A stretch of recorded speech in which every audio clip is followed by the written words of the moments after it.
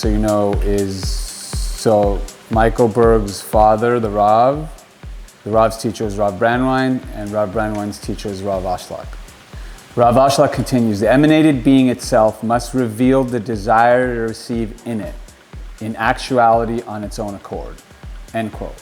What this means is that the vessel is not a true vessel. In a vessel that is not a true vessel, the light can go in and can go out, but it does not remain. Therefore, when we say that we have to own our vessel, it means that we have to make sure that our conviction and our work is internally motivated. The problem with not having this conviction is not just that one day we'll completely lose it meaning the light, our connection, but more importantly, even as we are still connecting and doing the work, the light cannot be with us consistently. There will be ups and downs in our commitment, in our excitement, and our dedication, because our vessel is not a true vessel. Light can come into a non-true vessel, but it cannot stay there consistently. There's a tremendous secret that explains why a person in his spiritual work has moments of up and downs.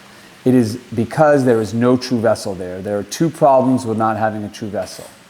One, that it can go away completely.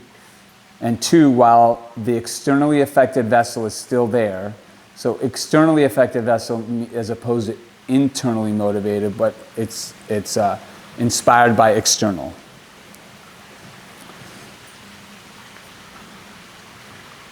Even when the light is there, it's not a true vessel. Rav Ashlag says that as long as a person does not truly own the commitment to do the work of transformation and is not internally motivated, then even when that person is in a good place, there will be ups and downs. An uncompleted vessel is still a vessel, and to whatever limited extent that vessel has light, it cannot hold on to it all the time. So let's unpack that a little bit. I've been studying Kabbalah, it's almost 20 years now, but I've been on a spiritual path, my own path, a lot of different modalities, let's say 22, 57, 32, 42, wow, 35 years.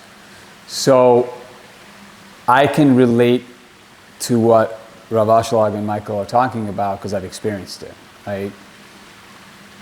Really what the foundational, I think what separates Kabbalah with a lot of the other spiritual path, it's what we're talking about here, that true internal motivation to want to transform, right? Because what does connection to the light consistently mean? That can only happen if we were studying spirituality to transform, not to just get inspired. I like to call it Instagram spirituality versus deep transformation. And believe me, I love it. I look at those quotes all the time and get inspired. But if that's the only form of our spiritual connection and we're not working on true transformation, then it's not going to last. I mean, I don't know if you guys also have ever, I've read every single spiritual book over these 35 years, right? I don't know if you guys experience this, but for me, I read the book, I get inspired, I get all these great ideas, right? And even make a couple changes, but then a week later, I forget. It's not like Michael's saying there, it's not long lasting, it's not consistent, it comes and it goes. So that's really what we're going to talk about today, and we're going to unpack that tonight, and then we'll also have question and answers, and we're going to do a workshop related to this topic. So you guys can unpack it on your own based on whatever you're going through in your spiritual process. David? Yeah. Who here has experienced highs and lows before? So to take that into a nutshell, life is not meant to be highs and lows. We had this in the earlier classes, we spoke about it. The reason why we experience this cycle of a roller coaster, we have a blessing in our lives, we lose appreciation for it, then we go through pain, fear, lack, doubt, uncertainty, then a blessing comes into our lives, it's supposed to awaken us to have appreciation again, and then the cycle perpetuates. With this teaching, Rav Ashlag always talks about it. If we get to a place where we have blessings, we have appreciation, we have darkness, we still have appreciation, after a certain period of time, life can be in this balanced flow state, which with the Kabbalah we ultimately want to get to. That doesn't mean that the absence of fear or sadness goes away, but our ability to mitigate it and handle it is what happens, right? So we'll have a series of things happen into our lives. We can harp on it for months, for years at a time, like a bad relationship, like a devastation in our lives, a career change. This past weekend, I was in New York City and I was talking to my father, who Jeff was mentioning a second ago, and he shared with me that the only reason why you have fear in your life, I was telling him I have uncertainty about this and about that, specifically with work. It's especially in a startup, you have a lot of highs and a lot of lows. And so I was just saying, like, when is it going to get to a place where I can just be certain? Like, things are going to come up, they're going to change. He said, once you have complete appreciation for the creator. And so I said, okay, well, how does that look? He said, here's what happens. The creator gives you blessings. Let's say it's a fundraising round. Let's say it's a new customer, a new milestone in product, a new employee hire. You have appreciation for a second, then you lose it. Then you think it's all you. Then you think you can manifest the business on your own. And then fear, meaning lack, I'm worried, oh, this is going to go wrong or that's going to go wrong, causes me to call out to the creator. And I say, creator, please help me. The creator gives me another blessing. Then the cycle happens again. I say, okay, thank you, creator. I lose appreciation. It's all about me. Then darkness happens. And so my dad said, if you can get to a place where the next time a blessing comes into your life, you immediately, and you hold on to that place where, creator, if you didn't give me this blessing, I never would have manifested it, and you can actually stay in that place, then the fear never needs to come up again. And so to me, that's like, okay, that's a business anecdote, but in life, if we look at any cycle, if it's a relationship, if it's a child, if it's a life change or anything of blessings, it's like a new car, right? You get it for a couple months, you're happy about it, and then right away, what's next, right? Like the spiritual Instagram, it's like, okay, I got this, I'm inspired. The next day you have to look at something else. But we don't want to live that way. We want to be in a place where it's like, I'm happy today, I'm appreciative tomorrow. You don't need consistent fulfillment. And the only way to get there is by having appreciation in the moment. One of the main reasons we go through darkness, right, darkness, pain, is to develop that appreciation, as David said, and that internal motivation, right, to want to consistently connect, right? Because how many of us came to study Kabbalah because of some pain or difficulty they have in their life? Right? So that's one of the reasons we have difficulties and pain, is the people that really understand it, they can choose two paths, right? They can ignore it and brush it under the carpet, or they use that as internal motivation to want to connect, right? So it's a huge opportunity when we're going through difficulty to really build our desire, right? Because let's face it, when things are going great, right, we're stuck in the physical world and we're enjoying the physical world. Who wants to change, right? So actually Michael talks about it all the time, right? But then what happens, right? It's either we are internally motivated to change, or the universe is going to create a situation in our lives to force us to change, right? So that's why we want the consistent connection, because, God forbid, we don't want to go through a serious darkness or difficulty in our life, then to finally say, okay, wake up, finally, okay, let's work on transformation. We were sitting actually here at Jeff's house on this table here with a couple of guys last week or 2 weeks ago, like a little guys, whatever, study. And one of the teachers from the Kabbalah Center was sharing with us that the Kabbalah Center is a hot seat, right? So we're like, what does that mean? And if you look at the history of the Kabbalah Center, right, we're all sitting here today, meaning we're all inspired by the wisdom of Kabbalah, but there have been many people sitting in the same chairs that are no longer practicing Kabbalah or no longer studying it. So what happens, right? How can you go from being like, this is the greatest thing in the world, I'm so grateful for it in my life, it's transformed my life, it's helped me with my relationships, and then you're gone. Like, where did all that light go? Where did all that energy go? And what he was sharing with us, just like any blessing in life, you have to have continuous appreciation. And so when let's use like the Kabbalah Center as an example. You come to the Kabbalah Center, your life gets better, but then what happens if it gets worse? Is it the Kabbalah's fault? Is it my own personal life? If we don't have consistent appreciation, it's inevitable that every single one of us, including Jeff and I, will no longer have appreciation for Kabbalah and therefore eventually leave it, right? Because we don't appreciate it. And so for myself, and it's like a daily thing, although like I've grown up in this wisdom, there's been times where I didn't have appreciation for it, I was distant from it, I didn't want to study, and then it took me to go through pain and darkness to come back to it. And so what I ask for every day, and I recommend everybody here, is can I have consistent appreciation for, one, the blessings that are in my life today that I see, but also when things don't go my way down the line, to still have the appreciation, to go back and remember, hey, 6 months ago, I said to myself, I never want to lose this wisdom, and now I'm sitting in the same exact spot saying, this is not helping me, and I'm gonna go try something else, right? Because that's what we do in life. Like, we're at a company, it's great, then they don't appreciate me, they're not paying me enough, and then we go somewhere else, and we go through the same validation. So just to like have consistent appreciation, especially for the wisdom that we're all here for today. If we can think of an area in our lives where we experience fear today, it can be anything. It can be a relationship, it can be our own personal self-doubt, business, whatever the case is. Go to that place, whatever is like the lingering fear today, and now think to yourself, how can that transform into my appreciation? How can the one thing that I'm the most afraid of if I merely appreciated it or appreciated that situation, lead to blessings in my life. And so like the first step, if you can really get yourself like, where am I the most fearful? For me, it can be most fearful that I'm gonna fail in my business and therefore I'm a failure. That's like the first thing that comes to mind. It can be, I'll never amount to what I was meant to amount to, meaning I'll never live up to my potential. So go to that place, and then if anybody wants to just share first, what's the biggest or the lingering fear in your mind, and we'll just open it up from there. My uncle brought me to the center, and my uncle started saying Kabbalah in the late 80s, way back in the beginning, and he was a big-time addict. He tried everything, and he kept relapsing. He finally came to the center, and he's been sober for 40 years, and he hasn't relapsed. And I'll tell you the reason, because I'm an addict in my own way. I'm a very addictive personality, right? So in all different forms. And as an addict, you know that, right? The problem with trying to handle it, AA is very powerful, but I'm saying trying to handle it, let's use from the effect instead of the cause, the C level, is, right, as an addict, I explored all forms, right? Okay, well, if it's alcohol, stop smoking alcohol, so then the addiction goes somewhere, then I became a workaholic, right? Then it's drugs, then it's sex, then it's, right? You close one hole and you bounce to another, and all addicts will say the same thing. So the beautiful thing about spirituality, and it really connects to what we're talking about, having that really internal motivation, that long-lasting connection. When you're connected to the light, you don't have a desire. You don't have those desires, right? Because you're fulfilled, right? Really, at the end of the day, what's an addict? An addict is someone that has so much lack and so much unfulfillment. They just want to stuff it with drugs, with sex, right?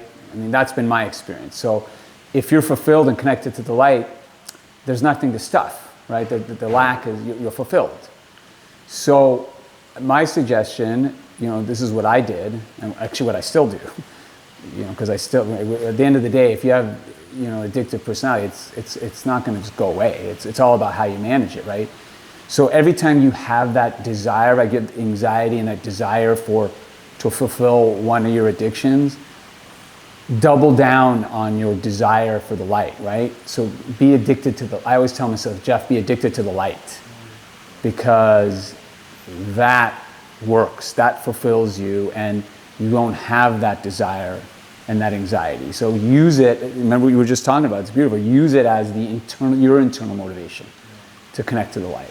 Yeah, and I'll just share from my father on the fear component to it. So separating from that's great for like the actual desire itself of the addiction, but the fear, which can be overwhelming. When I was younger, I had hypochondriac, so I was worried about getting sick all the time and it evolved to something else. My dad said to me, of course you can't figure it out yourself. Like, you're not meant to. And that's such a relieving thought when you actually get to a place where you're like, I'm not meant to have the answers. And that's the truth. Like, the hardest things in life, we're not meant to know what to do with them. That's when you say to the Creator, I don't have the strength to do it, but please help me, because I've tried everything. And just even having that on repeat to yourself. Like, I've said that over and over and over again. Creator, I cannot do this myself. I've tried everything. Please help me. Just by saying those words out loud, you're drawing this unbelievable energy into your life that you're getting the strength from somewhere that you don't even know. And if you talk to anybody who's overcome anything great in life, they've said out loud to themselves, I don't have the strength to do this. Please help me. Whether it's God, the universe, the Creator. So that would be like, specifically with the fear, because I know what that loop feels like, where it's just nonstop. It's like this voice in the back of your head that doesn't stop going. Say to it, you know what? I'm not going to fight you anymore. I can't. Surrender to it.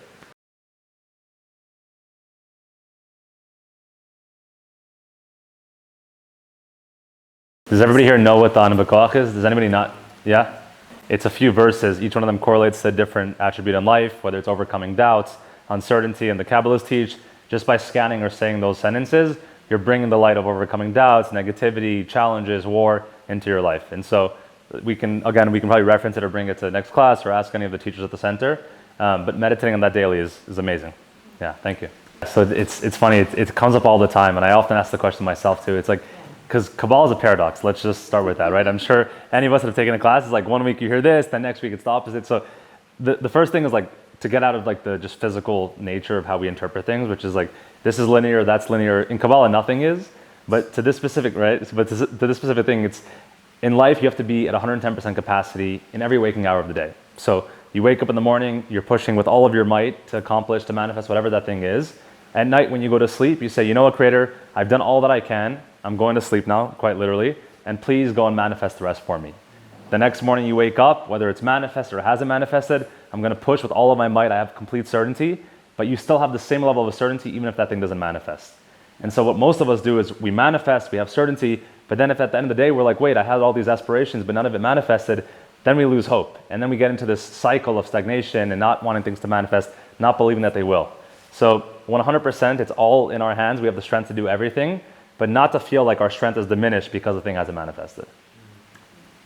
So when do you ask for strength? You ask for strength always? Okay. Yeah, so it's a continuous... Because you're asking for strength to do the work. Right. Right, to do the work, to do the spiritual work, to do whatever, even the 1% work you're doing all day. We need strength to do our work, right? But at the end of the day, it's up to the Creator.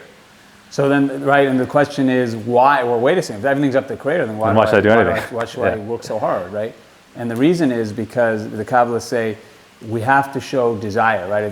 Going back to desire, we have to show the Creator that we have desire, right? If there's no desire, then He has no desire to give. So we're showing desire, and that's how we show desire, by pushing. At the end of the day, then surrendering to the Creator. Right, and that's the hardest work. That is the work, because again, I've had my experience. I'm a type A person. You either, right, there's two sides of this. You either push hard in life and want to succeed, and you're attached, right? That's right, and or there's the people on the other end of the stream. You know, I don't need to do much, right? Those two are actually easier paths than pushing and surrendering at the same time, right? That's the real work. I'm appreciative for what I have now, I'm appreciative for what may come, but everything in between, I lacked appreciation for. And so what it's changed to today for me is I'm appreciative for what I have today in my life, for what I want to also manifest, but I'm also appreciative for every single thing that happens in between where I am today and where the things that I want are. Whether that's the darkness, whether that's the pain, whether that's even just the process. I'm actually starting to enjoy it more, and so appreciation for me in like simple terms, are you excited and happy every single day? If you're excited and you're happy, you're in a state of appreciation. If you don't have a state of appreciation, then you're depressed and you're sad. Like it's impossible, and I'd say this, and you can challenge me on it, if you have appreciation for life, you will never be sad. The only times that sadness is able to even enter into our lives is, well, this thing happened to me, and I wish I had that, and I wish I had this. But if you just focus, no matter what darkness, I'm sure everybody here has darkness in their lives like I do, and everybody does. But if you just focus on the one or two things that drive continuous happiness into you, whether it's your health, which we all take for granted, whether it's family, whether it's having even a friend. Some people have no friends, they have no health, they have nobody to support them. But we're always so focused like, but I don't have my soulmate, and my business hasn't taken off yet, but I have all these aspirations that I'm never going to manifest. Like, those are great things to desire. But what about everything else that God as Creator has already given you today? Like, these are unbelievable things, right? The fact that all of us get to sit here and like are able-bodied to walk and sit in a chair, like that's crazy, right? So reframing just like appreciation can be anything, but not limiting to the things that we want or the things that we already have. Yeah, and for me, you know, I try to break it down into something very tangible, right? Because like you said, it could be a very lofty thing, right? But really it's about, actually Michael Berg in one of his lectures was really deep, but I'll just go to one of the core concepts. And he says that, you know, our goal should be to have 100 moments of appreciation every day, right? I mean, think about that. So, but it's tangible. You just start with 10, right? Okay, I do this. I wake up in the morning, wow, thank God for breathing. You know, then, you know, thank God for my health, that I can go to work today. Thank God for my boy. Thank God for my soulmate. Like just throughout the day, just look for, you know, even like I love nature, so I look at a plant. Wow, you know. So just try to make it tangible. Then I call it the appreciation muscle, right? And then you start building it, and then you know, for me, I connect to it more, right? When it's more tangible. So, just to add, if someone is going through a dark time or a difficult, stressful period in their life, what does it look like to appreciation for that? You know, because I feel like it's not like inherent to like appreciate that dark time in your life. So how does that look like for living appreciation? Right. Yeah. The one thing that's always worked for me is to, one, remind yourself that every other dark time that you previously had eventually led to light. And really, really believing that, because it's so fleeting. We think about darkness as it is today. But think about every other moment of darkness in your life and how every single one of those are no longer relevant and have all dissipated. It's the first thing. The second thing is to know that just like those things which eventually led to more happiness and more fulfillment, this will too, right? And like to really get to a place, again, back to certainty, like darkness is never permanent. If darkness was permanent, there wouldn't be a creator, there wouldn't be spirituality, there wouldn't be Kabbalah. But to know and to really get to a place, like even if this has been for months, for 6 months, for a year, at some point this darkness will pass. And how does it pass? By getting to that place of certainty. So to know like you're not just a passive like rock flowing in the water. Like you can immediately steer the ship, but it starts with certainty. Man, it goes back to what we were talking about and what I was reading from Rav Ashlag, right? Darkness, happens to increase our internal motivation to connect deeper with the light of the Creator. And when we're really on this path consistently, we go through darkness to get to our next level spiritually. That's the process, and I mean, it's a whole class and discussion in itself. We won't get into it tonight, but that is the whole process, right? It's the opening for the next revelation of light in your life, right? You go through a challenge, you have revelation, and then you have that revelation, and then whatever you're ready for the next process, there's a challenge, right?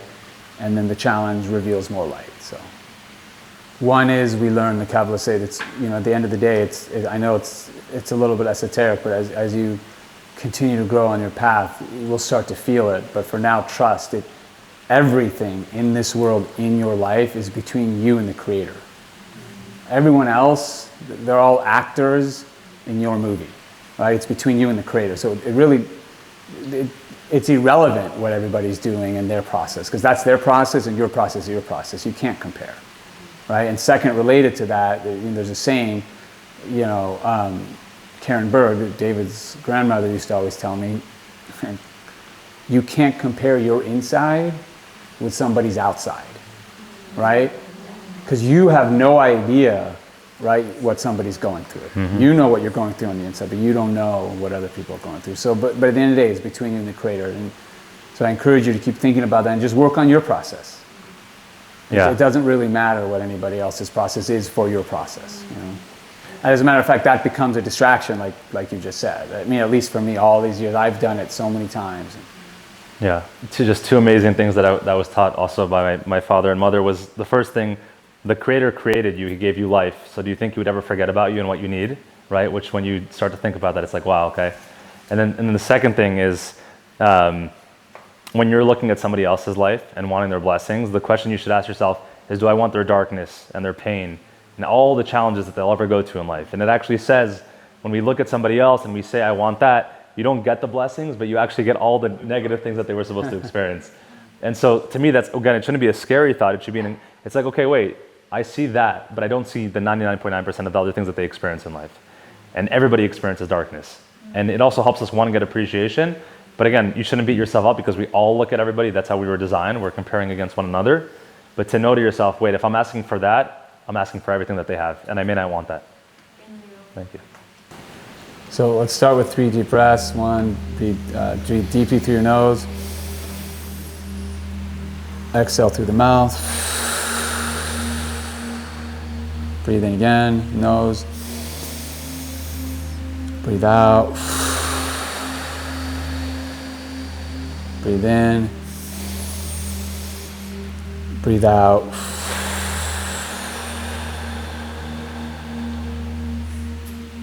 And settle in and feel the sensations in your body.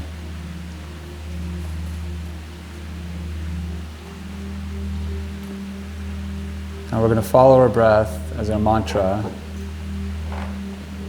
but this time not a forced breath, just your natural breathing. So every time you have a thought, come back to the breath, right? And just focus on the air going through your nostrils. Breathe out.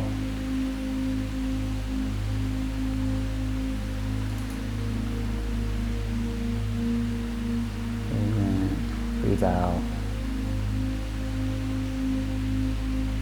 Now, one clarification. So And I've been meditating for 35 years, and people often, I did, misconstrue meditation as the absence of thought, or trying not to think. That's not possible. We can't control the thoughts, so we want to be the observer of our thoughts. Right, so we have the mantra of our breath to come back to the present moment, which can create some separation so we can watch our thoughts come through our stream of consciousness and leave. It's kind of like a screen of coming through and the consciousness and leaving.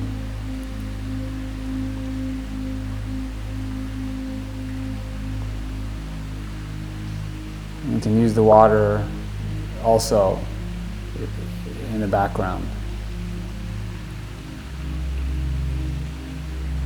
So come back to the breath. Don't resist the thought, just let it come and let it go.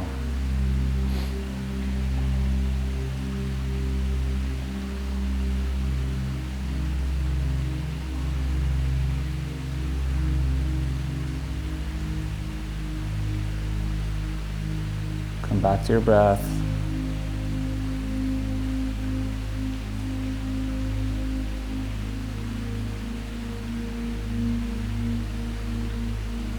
Observe your thoughts. We are not our thoughts. We're the observer of our thoughts.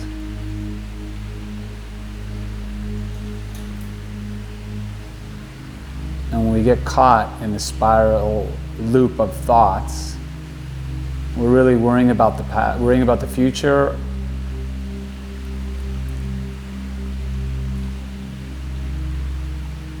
or being too concerned about the past.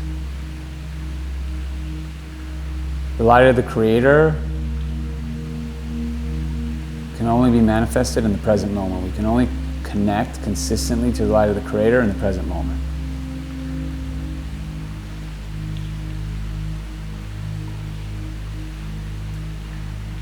So come back to your breath.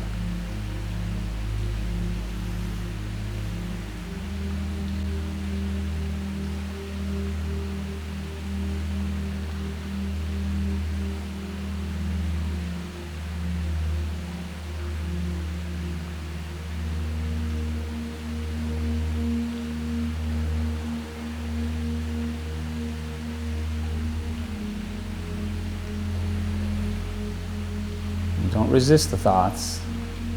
Let them come and let them go.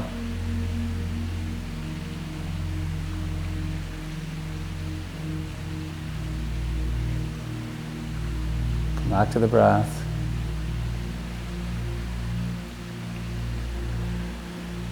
And listen to the stream in the background, just purifying our consciousness.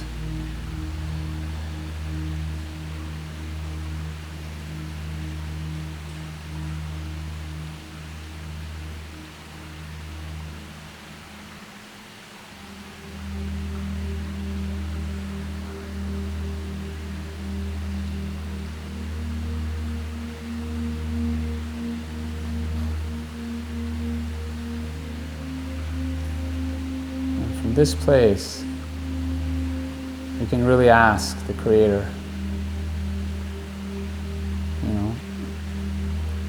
talk to the Creator. How can I build my internal motivation? How can I connect to you more? How can I reveal more light? How can I build my desire to transform?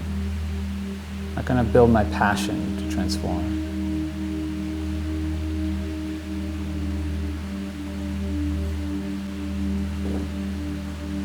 So come back to the breath.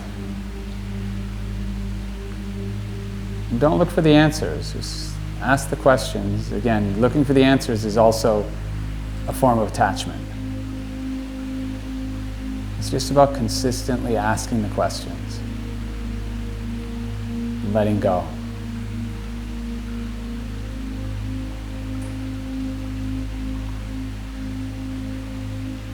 Whatever thoughts develop from the questions you just ask, let them come, let them go. resist, don't be attached. Come back to the breath.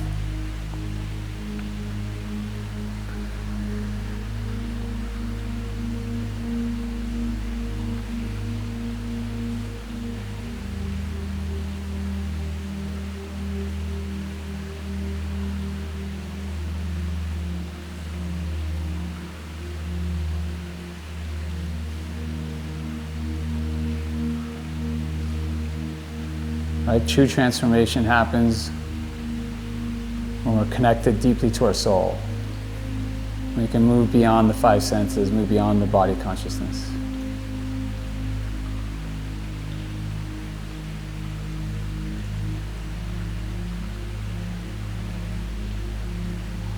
Come back to our breath.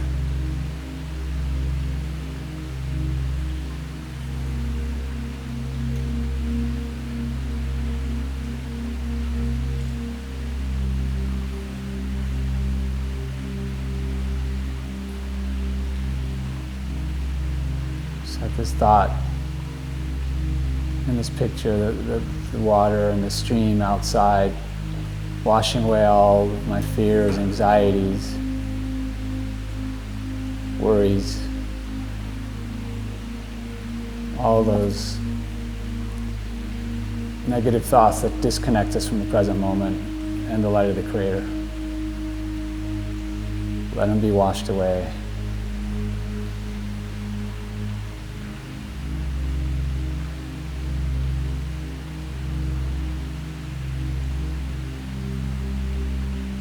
Come back to the breath.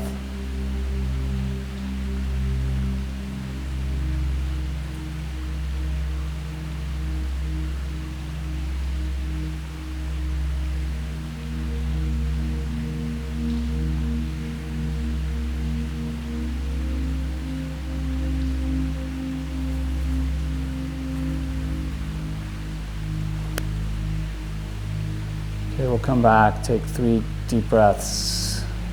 1, breathe in, breathe out. Breathe in, breathe out.